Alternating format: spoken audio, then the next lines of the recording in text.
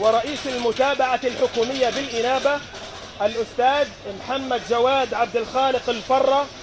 গত ৬ জুলাই গাজায় নিজেদের নেতৃত্বাধীন প্রশাসনিক সংস্থা বিলুপ্তির ঘোষণা দেয় হামাস।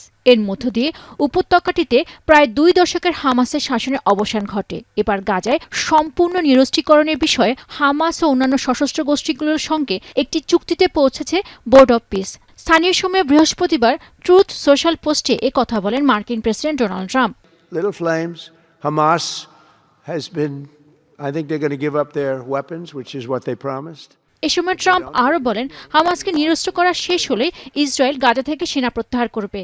পাশাপাশি এই চুক্তির মধ্য দিয়ে একটি নতুন ফিলিস্তিনি সরকার দ্বারা গাজা শাসিত হওয়ার পথে গুরুত্বপূর্ণ পদক্ষেপ বলে অভিহিত করেন তিনি।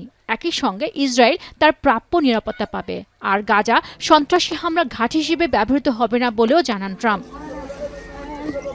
এদিকে চুক্তির বিষয়ে গাজা বোর্ড অব পিস জানিয়েছে, হামাস এবং মধ্যস্থতাকারী দেশগুলো অর্থাৎ মিশর, কাতার, তুরস্ক ও যুক্তরাষ্ট্র গাজা যুদ্ধবিরতির পরবর্তী পর্যায়গুলো বাস্তবায়নের জন্য একটি বিস্তারিত কর্মপরিকল্পনা চূড়ান্ত করেছে।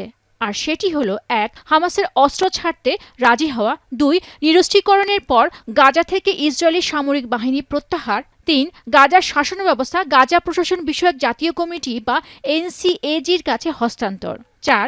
এনসিএজি এবং একটি আন্তর্জাতিক পর্যবেক্ষণ ব্যবস্থার তত্ত্বাবধানে ভারী অস্ত্রশস্ত্র, সুড়ঙ্গ এবং সামরিক উৎপাদন কেন্দ্রগুলো ভেঙে ফেলা ও সংরক্ষণ করা, ৫. নিরস্ত্রীকরণ প্রক্রিয়া চলাকালীন ইসরায়েল বা অন্য কোনো ফিলিস্তিনি পক্ষের কাছে কোনো অস্ত্র হস্তান্তর করা হবে না।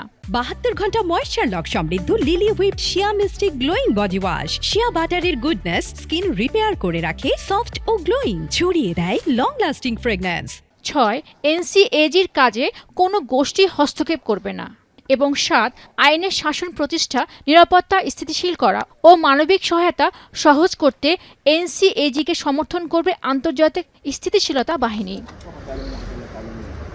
এরই মধ্যে বিবিসিকে দেয়া এক সাক্ষাৎকারে স্বাধীনতাকামী সংগঠন হামাসের এক শীর্ষ কর্মকর্তা জানিয়েছেন, গাজায় নিরস্ত্রের বিষয়ে তারা রাজি হয়েছে, তবে শিগগিরই এই বিষয়ে একটি আনুষ্ঠানিক বিবৃতি প্রকাশ করা হবে। এদিকে ট্রাম্প ও হামাসের পক্ষ থেকে চুক্তির বিষয়ে ইতিবাচক সাড়া আসলেও এ বিষয়ে কোনো মন্তব্য করেনি ইসরায়েল। যদিও হোয়াইট হাউস জোর দিয়ে বলছে চুক্তিটি ইসরায়েলের পূর্ব স্বীকৃত একটি কাঠামোর উপর ভিত্তি করে তৈরি, কিন্তু গাজা থেকে স্থায়ীভাবে সেনা প্রত্যাহারের ব্যাপারে এখনো পর্যন্ত তেমন আগ্রহ দেখাননি প্রধানমন্ত্রী বেনিয়ামিন নেতানিয়াহু। কেননা ইসরায়েলের কট্টর ডানপন্থী জোটসঙ্গীরা বরাবরই এই পদক্ষেপের বিরোধিতা করে আসছে। এখন দেখার বিষয় নেতানিয়াহু কাদের মন রক্ষা করবেন, নিজ দেশের কট্টরপন্থীদের না ট্রাম্পের। বেনুকা সুলতানা, এখন বিশ্ব।